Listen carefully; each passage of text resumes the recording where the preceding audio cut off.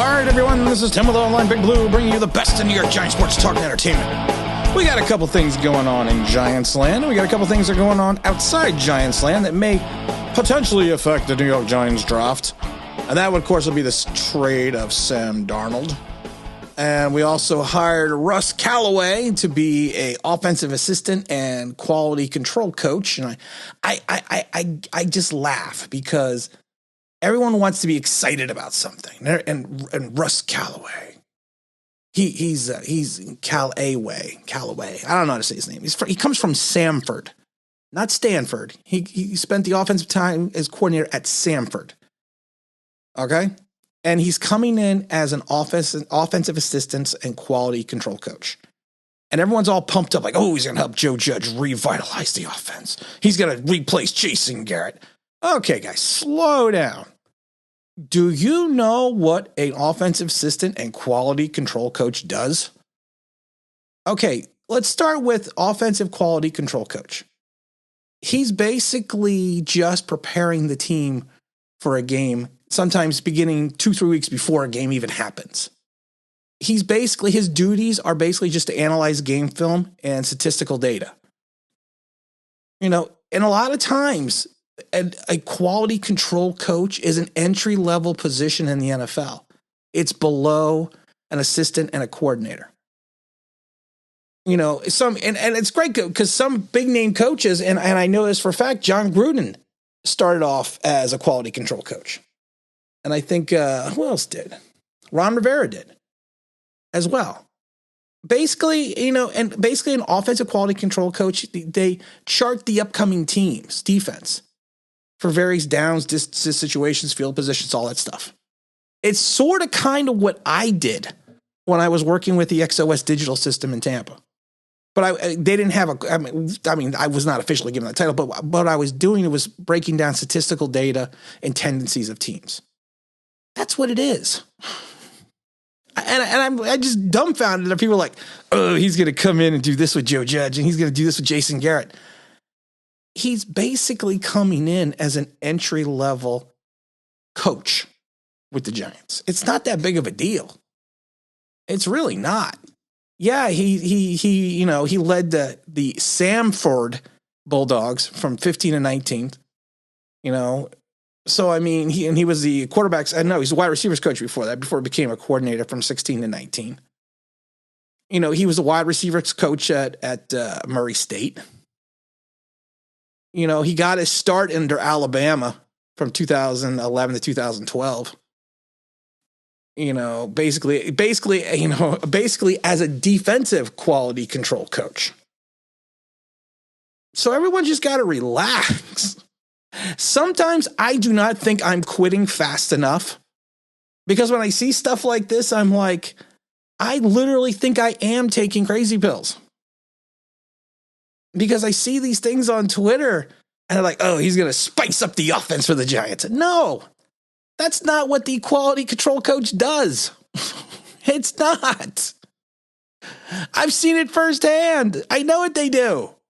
He's not going to spice up anything. He's going to chart the defenses and tendencies and downs and distances and everything else for Jason Garrett and his staff.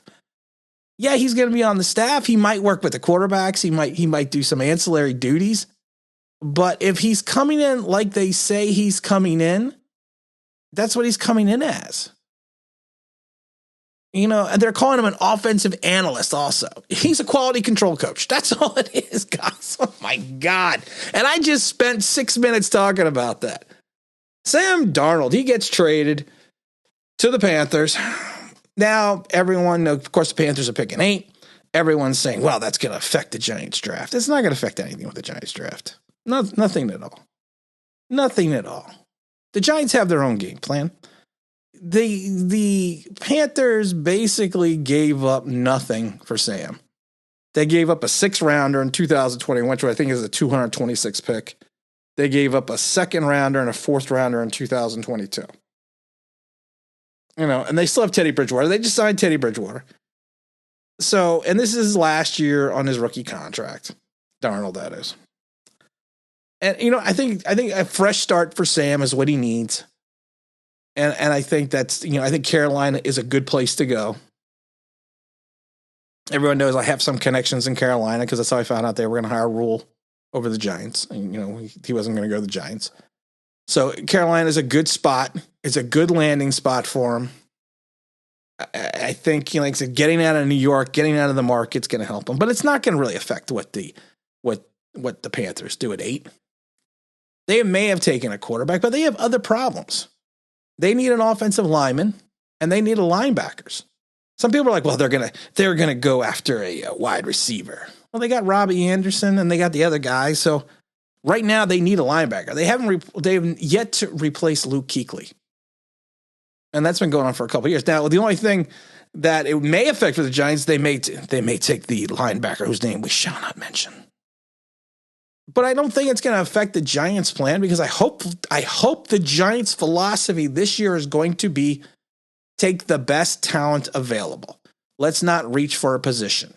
All this means is they're probably not going to take a quarterback. What we do need to be concerned about, and honestly, we don't even need to be concerned about that, is Carolina trading out of the 8th spot with somebody like New England in that 15, so New England could jump up and take a quarterback. So in some ways, that may even help the Giants out. But we got to just relax. I mean, oh my God. I know people are trying to figure out stuff to put on YouTube and stuff to put on Twitter and everything else, but oh my God. I've never seen anything like this. This gets crazier and crazier every year, and I'm dropping stuff off my desk. This stuff just gets crazier and crazier every year.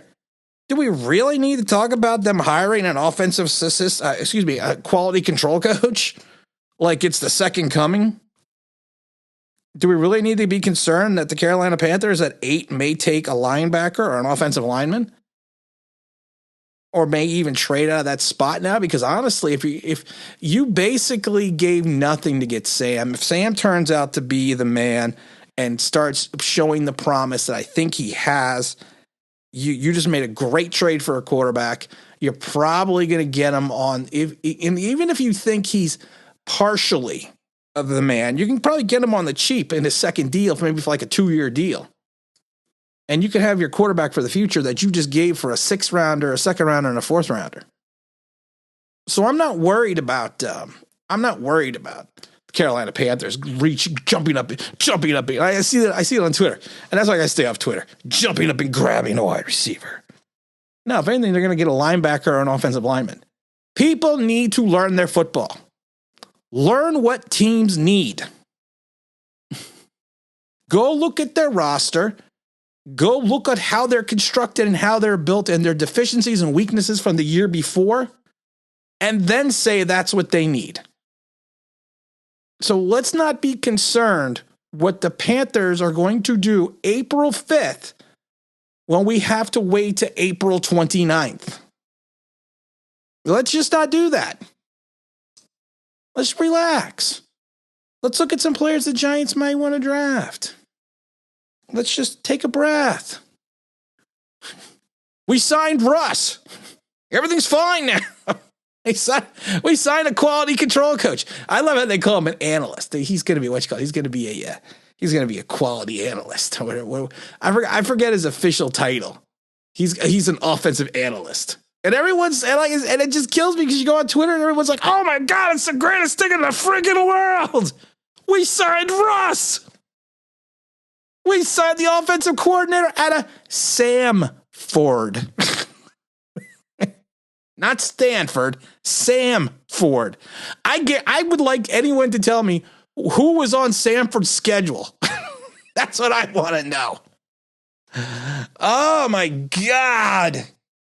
Is it February yet? Is it February yet, guys? Don't forget to go and listen to NFL Talk from across the pond and back.